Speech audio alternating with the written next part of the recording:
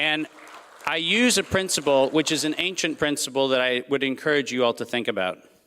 There's a principle that Pythagoras defined as the perfect fulcrum.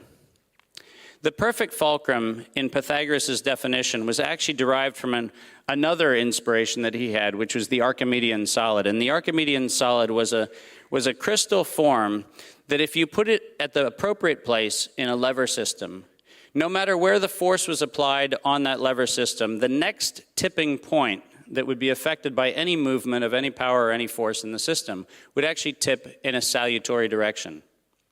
What we're really doing here in this conversation is creating that Archimedean solid. It's the ability to find the geometry which, when placed under the system, and remember, the fulcrum is the little piece in the scene, right? The fulcrum is that little tiny point, that little inconsequential tipping point, where if you put it at the right spot, when the system moves at all, no matter who pushes on it, it tips in a salutary direction. Here's to Archimedean solids, and this is what we're about.